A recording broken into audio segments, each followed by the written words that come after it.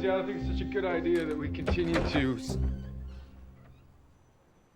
Put your shoes on. Shlomo wants to see you. I don't know anyone named Shlomo. Someone named Shlomo knows you. That is your only concern. Let's go.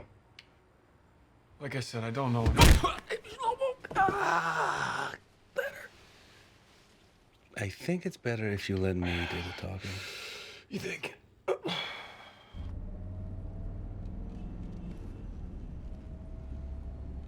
What is it? He's sorry that he hit you. You always speak for him? Yes. So he's a mute then? Not quite. Well, what then? It's personal. You have to ask him. How would he tell me? He wouldn't. Hey, are we going to the... No. But he's right A there. different outfit entirely. Right across the street from one another? One time they were one with one another, and then they tried to kill one another. Now, neither man leaves his respective tower of isolation for fear of what the other man will do to him.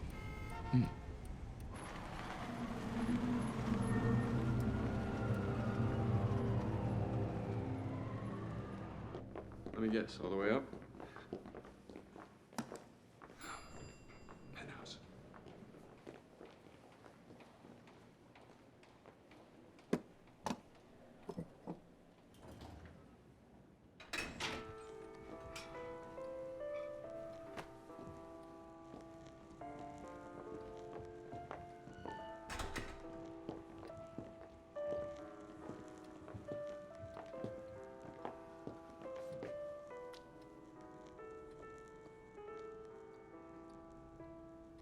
You must be Mr. Fisher.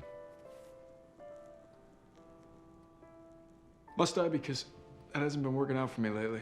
But I'm afraid you must. Well, if I must.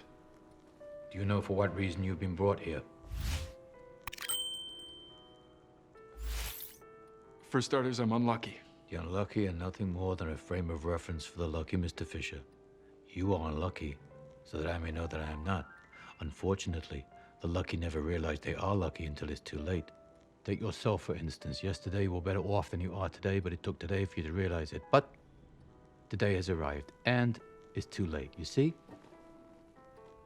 People are never happy with what they have. They always want what they had, what someone else has. Kind of like a rabbi who would rather be a gangster, or a gangster who would rather be a rabbi. I mean, what is that? Some sort of grass is always greener on the other side of the fence thing? I mean, how do you justify being a rabbi and a gangster?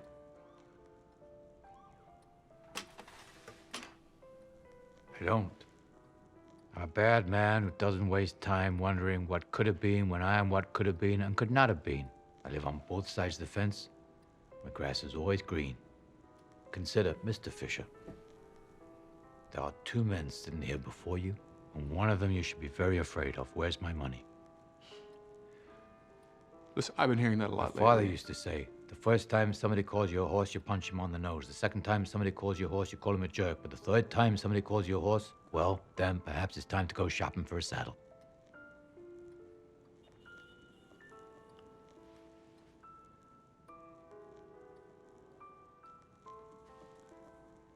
I don't have your money. This isn't like skipping out on the check.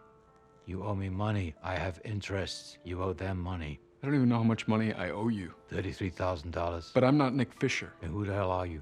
I'm just a guy who was in the wrong place at the wrong time.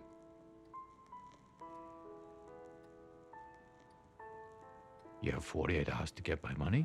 Saul will keep an eye on you. In the meantime, you may go now.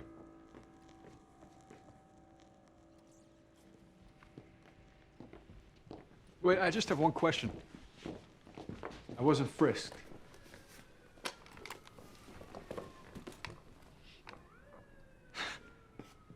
I see. So, being a rabbi, a religious man... There are three things a Jew may not do in order to save a life, including his own. He may not idol worship, commit adultery, or perform an act of premeditated murder. Killing you before you killed me would have been... Kosher. acceptable.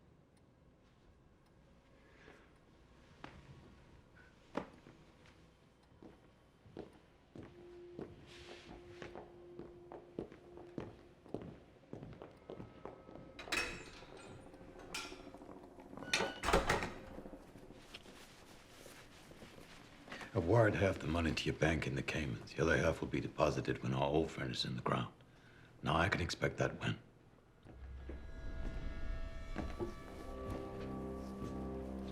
Very soon. Good. So, tell me. The kid. What do you want with him?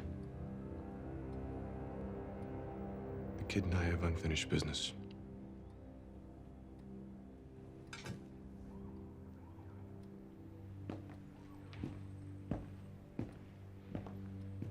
If there's one thing I know, it's when someone is lying. And in my position is all he has to go on. To know a lie when he hears it, difference between life and death. Your own, someone else's.